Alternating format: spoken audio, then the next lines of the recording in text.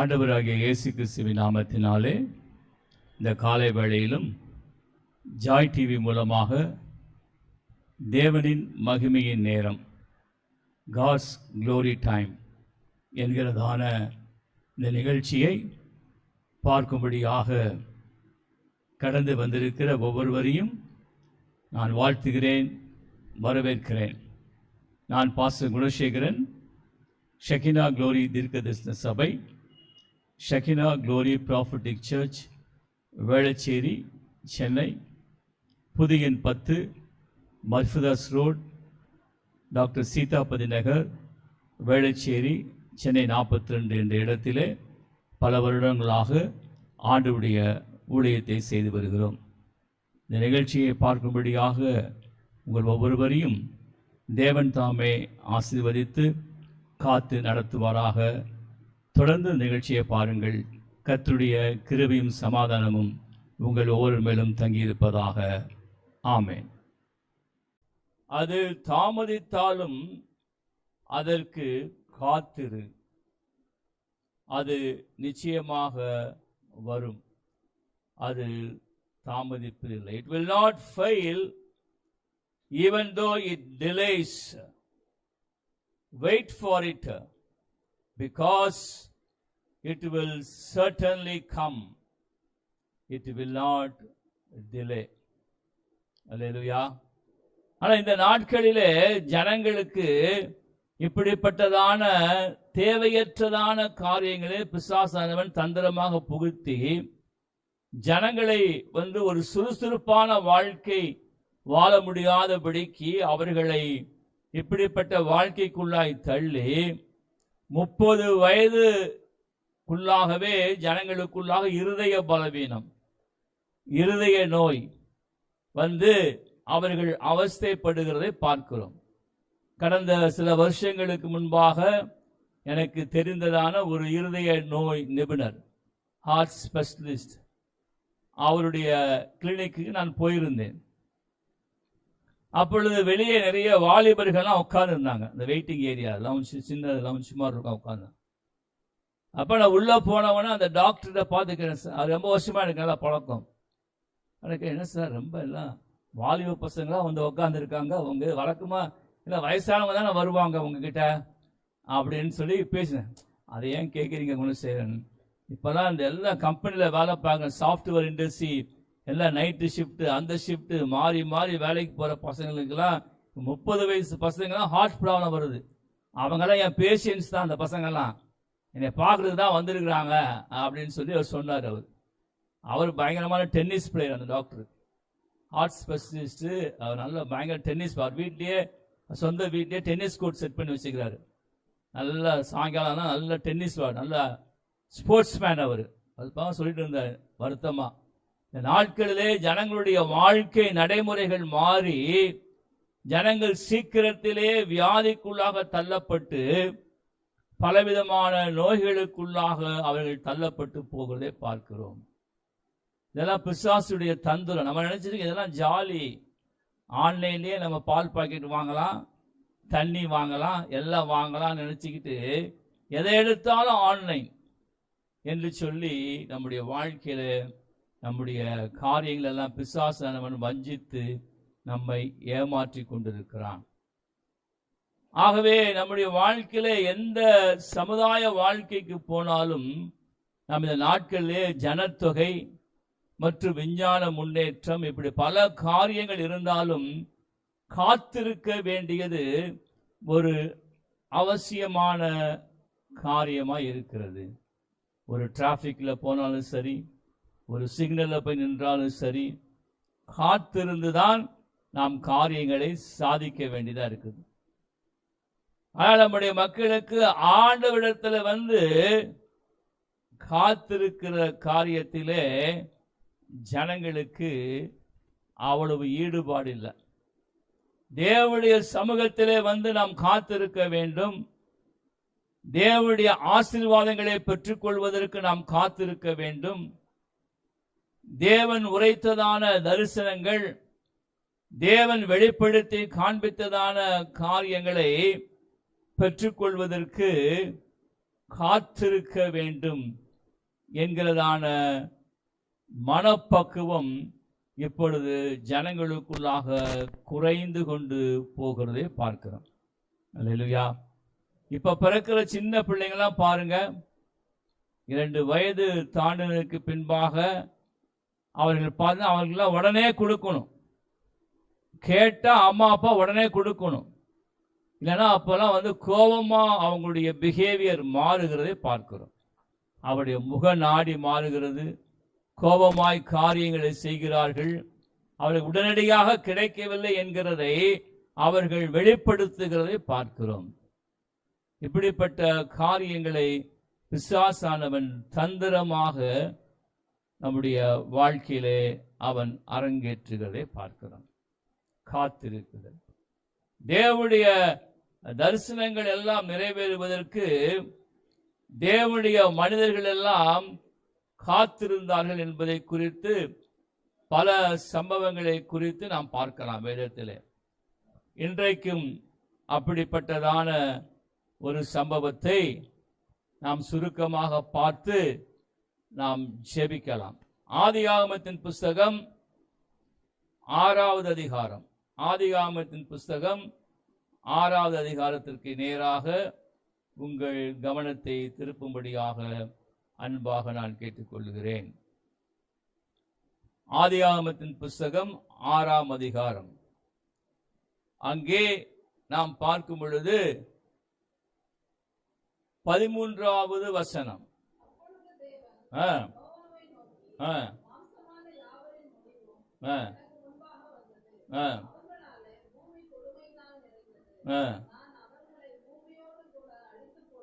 போதும். அப்பொழுது தேவன்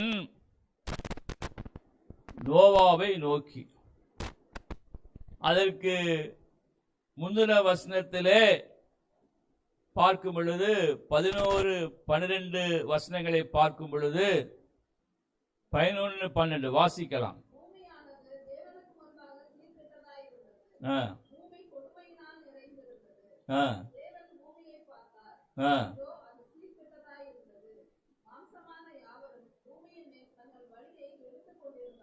போதும். இதுதான் இப்ப நடந்துட்டு இருக்குது. பல ஆயிரக்கணக்கான வருஷங்களுக்கு முன்பாக நடந்து கொண்டிருந்தான சம்பவம் இந்த 2025வது வருஷத்தில் இருக்கிற நம்முடைய வாழ்க்கையில, நம்முடைய சமுதாயத்திலே, நாம் வாழ்கின்றதான இந்த உலகத்திலே நடந்து கொண்டிருக்கிறது. நோவாவின் நாட்களிலே நடந்தது போலவே மனுஷகுமாரன் வரும் நாட்களிலே நடக்கும். அதுதான் நடந்துட்டு இருக்குது. தேவனுக்கு முன்பாக சீர்கெட்டதா இருந்தது பூமியானது. பூமி கொடுமையினாலே நிறைந்திருந்தது. பூமி கொடுமையினாலே நிறைந்திருந்தது. கடந்த மாதத்தில் டிவியில செய்தி பார்த்து கொண்டிருந்தேன். ஒரு கிராமத்தில் பக்கத்து தெரு வீடுகளில் வாழுகிறதான 2 மனிதர்கள். ஒருவர் ஆடு வியாபாரி, ஆடு வாங்கி விற்கிற அப்படி வியாபாரி. இன்னொரு மனிதர் விவசாயி. அவர் இந்த ஆட்டு வியாபாரியான அந்த மனிதன் விவசாய இடத்துல போய், ஏன் இப்படிலாம் இருக்கிறீங்க, என் கூட வாங்க, நல்ல ஆடுகள் உங்களுக்கு வாங்கி கொடுக்குறேன், நீங்க அதை வைத்து வளர்த்து நல்லா இன்னும் அதிகமாக நல்லா சம்பாதிக்கலாம், பொருள் ஈட்டலாம் என்று சொல்லி எல்லாம் பழகினவர்கள் தான், ஒரே ஊரை சேர்ந்தவர்கள் தான், அறிமுகமானவர்கள் தான் என்று சொன்னவனே, சேர்ந்த விவசாயி நம்மளும் கொஞ்சம் ஆடுகள்லாம் வாங்கி வச்சு நம்ம வளர்த்து ஏதோ இன்னும் கொஞ்சம் சம்பாத்தியம் மீட்டலாம் என்று சொல்லி அவரிடத்தில் இருந்த பணத்தை எல்லாம் எடுத்துக்கொண்டு அவர் கடந்து போகிறார். அந்த நபர் அப்படி போகும் பொழுது அந்த ஆட்டு வியாபாரி பண ஆசையினாலே இவரோடு கூட கடந்து வந்ததான அந்த நபரை கொன்று போட்டு விட்டு அந்த பணத்தை திருடி விட்டார், பணத்தை கொள்ளையடித்து விட்டார். நம்பி வராங்க, நமக்கு ஆடு வாங்கி கொடுப்பாங்க, நம்ம ஏதாவது வளர்த்து சம்பாதிக்கலாம் என்று சொல்லி அறிமுகமானவர்கள், பழக்கமானவர்கள், ஒரே ஊரை சேர்ந்தவர்கள் துணிகரமான காரியங்களை செய்யும்படியாக பிசாசானவர்கள் இந்த நாட்களிலே ஜனங்களை தூண்டிவிட்டு கொடுமையான காரியங்களை செய்ய. அதான் வசனம் பார்க்கிறோம். பூமியானது தேவனுக்கு முன்பாக சீர்கெட்டதா இருந்தது, பூமி கொடுமையினாலே நிறைந்திருந்தது. இதுதான் கொடுமைனா, இதுதான் நம்பி போன ஒரு நபரையே கொன்று போட்டு விட்டு காசை பறித்து கொள்ளுகிறதான காரியம். ஆகவே கிறிஸ்துவுக்கு பிரியமான தேவஜனமே, நோவாவின் நாட்கள் நடந்து போலவே மனுஷகுமாரன் வருகிறதான இந்த நாட்களிலும், நாம் வாழுகின்ற இந்த நாட்கள் நடைபெறும். அந்த வசனத்திலே பார்க்கிறோம், தேவன் பூமியை பார்த்தார், இதோ அது சீர்கெட்டதாக இருந்தது, மாம்சமான யாவரும் பூமியின் மேல் தங்கள் வழியை கெடுத்து கொண்டிருந்தார்கள், தங்கள் வழியை கெடுத்து கொண்டிருந்தார்கள். ஆண்டவர் அவருடைய நியாய பிரமாணத்தின் மூலமாக அவர் வாழ வேண்டிய முறைகளை, வாழ வேண்டிய வழிகளை அவர் மனுக்குலத்திற்கு எழுதி கொடுத்திருக்கிறார். மோசே தீர்க்கதரிசியின் மூலமாக அவர் எல்லா காரியங்களையும் விளக்கமாய் பேசி, அவர் இஸ்ரவேல் ஜனங்களுக்கு மாத்திரமல்ல, ஆண்டவராகிய இயேசு கிறிஸ்துவை பின்பற்ற விரும்புகிற எல்லா ஜனங்களுக்கும் அவர் புதிய ஏற்பாட்டிலும் ஆண்டவர் அதை குறித்து நமக்கு அவர் வெளிப்படுத்தி காண்பித்து பேசியிருக்கிறார். இப்ப அந்த நாட்களிலே, நோவாவின் நாட்களிலே பார்க்கும் பொழுது அங்கே நடந்த காரியங்கள், ஆண்டவர் எல்லா வழிகளிலும் எல்லா நாட்களிலும் மனிதன் வாழ வேண்டிய வழிகளை அவர் பல வழிகள் மூலமாக வெளிப்படுத்தி பேசியிருந்தார்.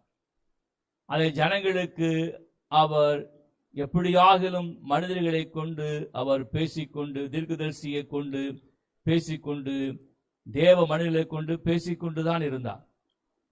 அப்ப இந்த நாட்களிலே வாழ்ந்த ஜனங்களுடைய வழிகள் எல்லாம் மிகவும் கெடுதலுக்குரிய வழிகளாகவும் கொடுமையான வழிகளாகவும் காணப்பட்டபடியினாலே, அந்த நாட்களிலே வாழ்ந்த மனிதர்களிலே நோவா தேவனுடைய பார்வையிலே ஒரு நீதிமானாய் காணப்பட்டபடியினாலே, ஆண்டவராகிய கர்த்தர் நோவாவிடத்தில் பேசுகிறார். இப்படிப்பட்ட காரியங்கள் நடைபெறுகிறபடியினாலே, நீ கொப்பேல் மரத்தாலே உனக்கு ஒரு பேழையை உண்டாக்கு, அந்த பேழையிலே அறைகளை உண்டு பண்ணி அதை உள்ளும் புறமுமாக கீழ்பூசு. இதை குறித்ததான இந்த தரிசனம் தேவ மனிதனாகிய நோவாவுக்கு கொடுக்கப்படுகிறது. நோவாவுக்கு இதை குறித்து முழுமையாக தெரியாது. ஒரு மனிதனிடத்திலே தேவன் பேசும் பொழுது எல்லா காரியங்களும் முதலிலேயே அவர் எல்லாவற்றையும் வெளிப்படையாக சொல்லிவிட மாட்டார். எல்லாவற்றையும் முதலேயே வெளிப்படுத்தி, இப்படி இப்படி நடக்கும், ஒரு வருஷம் இப்படி நடக்கும், 2வது வருஷம் இப்படி நடக்கும் என்று எல்லா காரியத்தையும் வெளிப்படுத்தி விட மாட்டார். ஏனென்றால் மனிதன் மாமிசமானவன். அல்லேலூயா. மனிதன் மாமிசமானவன். அவனுக்குள்ளாக எப்பொழுதுமே மாமிசம் செயல்பட்டு கொண்டே இருக்கும். அவன் தேவ சித்தத்தை நிறைவேற்றுக்கு பதிலாக சுய சித்தத்தை நிறைவேற்றுவதற்கு முயற்சி எடுப்பான். அப்படி எடுக்கும் பொழுது காரியங்கள் வேறு விதமாக மாறிவிடும். ஆண்டவருடைய தீர்மானம் ஒன்றுதான். ஆண்டவருடைய தீர்மானம் நிரந்தரமானதுதான். ஆண்டுடைய தரிசனமும் திட்டமும் நிரந்தரமானதுதான். ஆனால் மனிதர்கள் தங்களுடைய மாமிசத்தின் பலத்தினாலே, மாமிச இச்சையினாலே, சுயத்திற்கு இடம் கொடுத்து அவர்கள் வழிகளை விட்டு விலகும் பொழுது தேவன் கொடுத்ததான அந்த தரிசனம், திட்டம் நிறைவேறாமல் போய்விடுவதற்கு அதிகமான வாய்ப்புகள் இருக்கிறதை நாம் அறிந்து கொள்ள வேண்டும். ஆகவே ஆண்டவர் எப்பொழுதுமே ஒரு தரிசனத்தை குறித்து ஒரு மனிதனிடத்திலேயோ ஒரு கூட்டத்தினிடத்திலேயோ ஒரு கூட்ட ஜனங்களிடத்திலேயோ சொல்லும் பொழுது அதை ஆண்டவர் கொஞ்சம் கொஞ்சமாக விளக்கி அந்த மனிதனிடத்தில் பேசி வெளிப்படுத்துகிறதை பார்க்கிறோம்.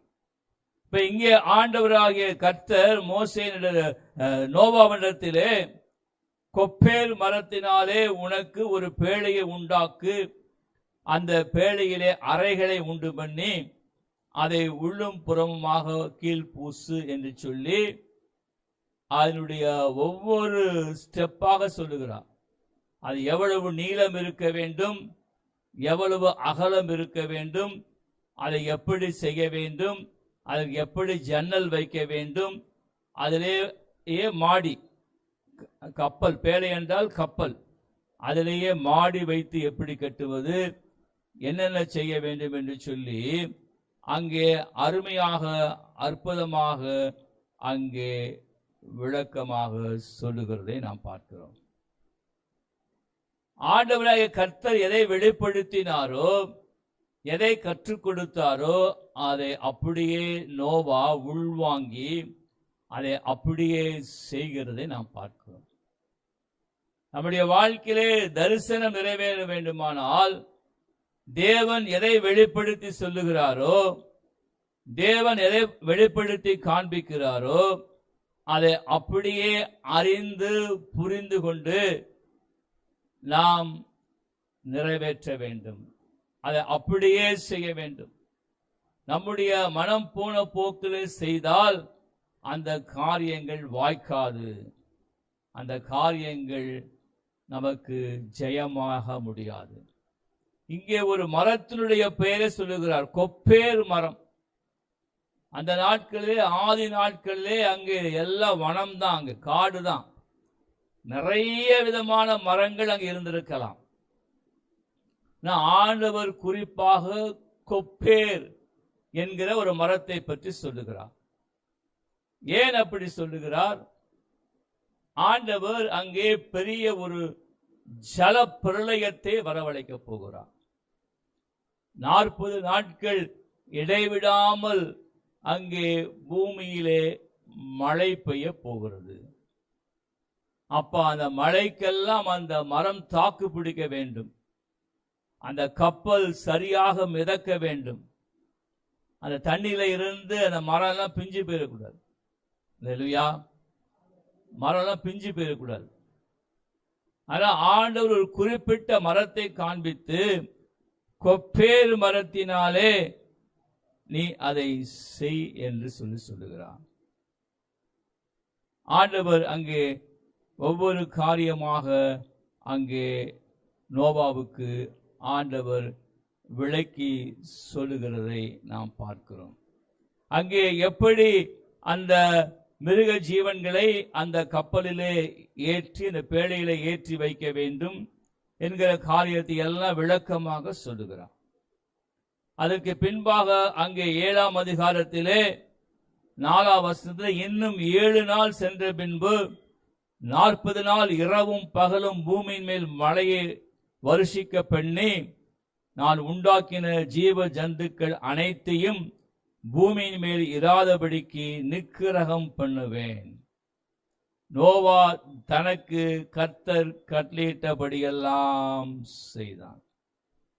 ஜலப்பிரளயம் பூமியின் மேல் உண்டான பொழுது நோவா 600 வயதுள்ள மனுஷனாக இருந்தான். அல்லேலூயா, அல்லேலூயா.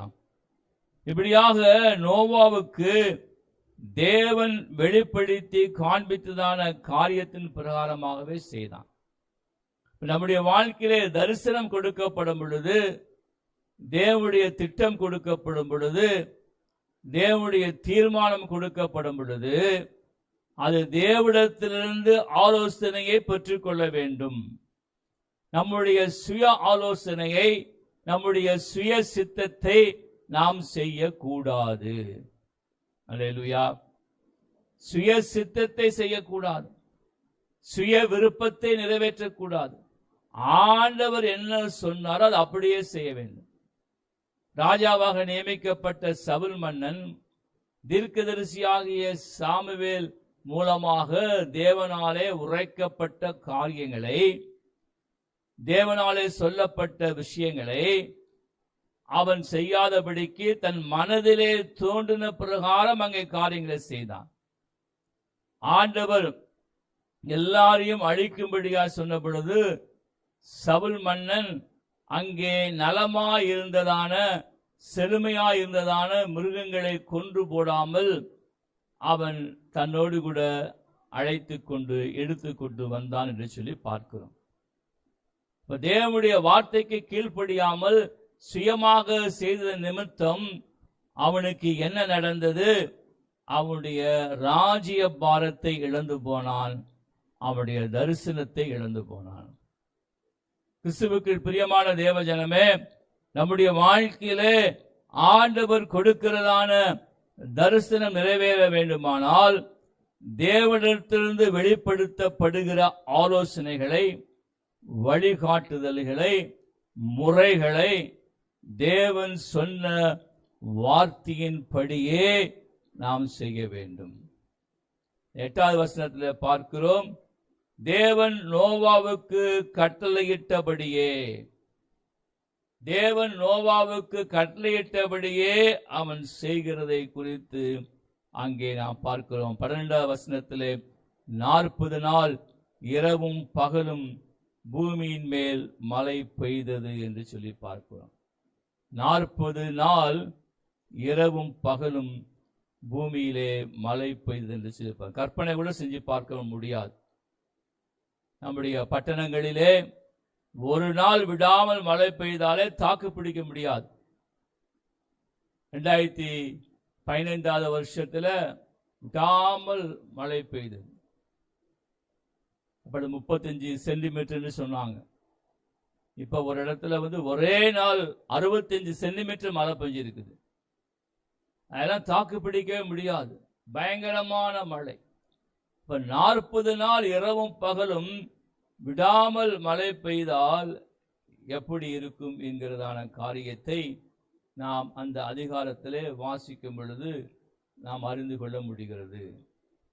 கிறிஸ்துவுக்குள் பிரியமான தேவஜனமே, இங்கே நோவாவுக்கு இந்த தரிசனம் கொடுக்கப்பட்டு தேவனுடைய திட்டம் சொல்லப்பட்ட பின்பு அவர் அந்த நாட்களிலே வாழ்ந்ததான ஜனங்கள் மத்தியிலே போய் இதை குறித்து 120 வருஷம் அவர் பிரசங்கம் செய்கிறார்.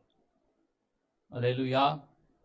120 வருஷம் இதோ வெள்ளம் வரப்போகிறது, ஜல பிரளயம் வரப்போகிறது, பூமியில் உள்ள ஜீவராசிகளாம் அழிக்கப்பட போகிறார் என்று சொல்லி அவர் தொடர்ச்சியாக தேவனுடைய வார்த்தையை அங்கே பிரசங்கித்து சொன்னதற்கு பின்பாகவும் ஜனங்களுடைய இருதயத்திலே உணர்வு இல்லாதபடியினாலே அவர்கள் மனம் திரும்பவில்லை.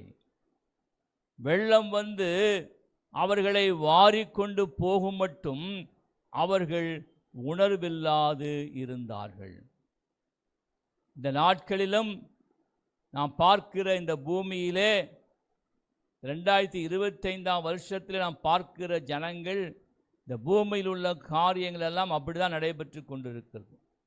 ஜனங்களுக்குள்ளாக உணர்வில்லாத இருதயத்தோடு கூட அவர் இருக்கிறதை பார்க்கிறோம். நோவாவுக்கு தேவனுடைய வார்த்தையும் இந்த காரியமும் இந்த தரிசனமும் இதை குறித்ததான காரியங்கள் வெளிப்படுத்தப்பட்ட பின்பு அவர் 120 வருஷம் அவர் தொடர்ச்சியாக ஜனங்களிடத்தில் இதை எடுத்து கொண்டு போனார். இதை பற்றி சொன்னார், எச்சரிப்பின் செய்தியை சொன்னார். ஆனால் ஜனங்கள் அதை ஏற்றுக்கொள்ளாதபடியினாலே நோவாவின் குடும்பத்தில் இருந்த நபர்கள் மாத்திரம்தான் காப்பாற்றப்பட்டார்கள். வேற ஒருத்தர் கூட மனம் திரும்பல, ஒருத்தர் கூட ஆண்டவருடைய வார்த்தையை ஏற்றுக்கொள்ளவில்லை. ஒருவர் கூட அந்த பேழையாகிய அந்த கப்பலுக்குள்ளாக வரல.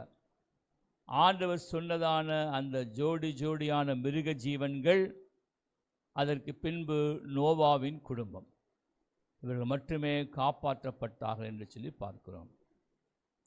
கிறிஸ்துவுக்குள் பிரியமானவர்களே, நாம் வாழுகின்றதான இந்த நாட்கள் கடைசி நாட்கள். மனுஷகுமாரன் பூமிக்கு வருகின்ற நாட்கள். ஆகவே இந்த நாட்களிலே ஆண்டவர் நமக்கு கொடுக்கிறதான தரிசனத்தை நாம் பெற்றுக்கொள்வது மாத்திரமல்ல, அது நிறைவேறும்படியாக நாம் காத்திருக்க வேண்டும். அதை நிறைவேறும்படியாக தேவனிடத்திலிருந்து சரியான வார்த்தைகளை நாம் காத்திருந்து பெற்றுக்கொள்ள வேண்டும். அது மாத்திரமல்ல, நாம் தேவனுடைய வார்த்தைகளை ஆண்டவரிடத்தில் பெற்றுக்கொண்டதன் பிரகாரமாகவே நாம் செய்ய வேண்டும். அப்பொழுது அந்த தரிசனம் முழுமையாக நிறைவேறி ஆண்டவர் அவர் திட்டத்தை நிறைவேற்றி அவருடைய நாமத்தை மகிமைப்படுத்துவார் என்பதிலே எந்த சந்தேகமும் நமக்கு தேவையில்லை. ஆகவே நாம் கண்களை மூடி இந்த நாளிலே ஆண்டவரை நோக்கி பார்ப்போம். தரிசனம் நிறைவேற வேண்டுமானால் தேவனுடைய வேலைக்காக காத்திருக்க வேண்டும். அதற்கு பின்பாக தேவனிடத்திலிருந்து ஆலோசனைகளையும் வழிகாட்டுதலையும் கட்டளைகளையும் நாம் பெற்றுக்கொள்ள வேண்டும். மூன்றாவது, ஆண்டவர் எதை வெளிப்படுத்தி காண்பித்தாரோ, எதை சொன்னாரோ, எவைகளை வெளிப்படுத்தி காண்பித்து இப்படி செய் என்று சொன்னாரோ அதை அப்படியே செய்கிறவர்களாக இருக்கணும். நமக்கு தோன்றுகிற விதம், நம்முடைய சுய ஆலோசனை, நம்முடைய சுய விருப்பம், மாமிசத்திலே தோன்றுகிற எண்ணங்கள் மூலமாக நாம் செய்வதற்கு துணிந்து கடந்து போவோமானால் நம்முடைய வாழ்க்கையிலே அந்த தரிசனம் பாதிக்கப்பட்டு போய்விடும். அந்த தரிசனம் நிறைவேறாமல் போய்விடும். அந்த தரிசனம் பாதியிலேயே நின்று போய்விடும் என்பதை அறிந்து நாம் ஜாக்கிரதை உள்ளவர்களாக, எச்சரிக்கை உள்ளவர்களாக இந்த நாட்களிலே நாம் தேவனுடைய சமூகத்திலே காத்திருப்போம். அவரிடத்திலிருந்து கட்டளைகளையும் வார்த்தைகளையும் ஆலோசனைகளையும் பெற்றுக்கொள்வோம். அவர் சொன்ன பிரகாரமாகவே செய்வதற்கு நம்மை ஒப்பு கொடுப்போம். அப்பொழுது தேவன் ஆபகுக் 2:3 சொன்னப்பட்ட பிரகாரமாகவே அது தாமதித்தாலும் நிறைவேறும். அதற்காக காத்திரு என்ற வார்த்தையின் பிரகாரமாகவே அவர் செய்து அவருடைய நாமத்தை மகிமைப்படுத்துவார். தகப்பனே, உம்முடைய வார்த்தைக்காக நன்றி. ஆபகுக் 2:3 வசனத்தின் பிரகாரம் இந்த மாதம் முழுவதும் நீர் பேசின மகாபெரிய தயவுகளுக்காக, கிருபைகளுக்காக, இரக்கங்களுக்காக நன்றி செலுத்துகிறோம். தேவரீர் சகலவற்றையும் செய்ய வல்லவர். நீர் செய்ய நினைத்திருக்கிற காரியம் ஒன்றும் தடைபடாது, ஒன்றும் தடைபடாது. ஷகார பூத்தனா ஹதுருக்கு ஜே ரஹா கதிலி மஹது நீத்தரகா ஜெஹே ரஹா கதுனு ஷிகினி கந்தரா. குறித்த காலத்தில் தரிசனங்கள் எல்லாம் நிறைவேறும் என்று சொல்லி நாங்கள் விசுவாசித்து அறிக்கை செய்து பேசுகிறோம். எங்களுடைய தனிப்பட்ட வாழ்க்கையிலும், ஆவிக்குரிய ஜீவியத்திலும், எங்கள் ஊழியத்தின் பாதைகளிலும் ஆண்டவரே நீர் கொடுத்திருக்கிறதான தரிசனம் ஏற்ற காலத்தில் நிறைவேறும் என்று சொல்லி நாங்கள் விசுவாசத்தோடு கூட அறிக்கை செய்து பேசுகிறோம்.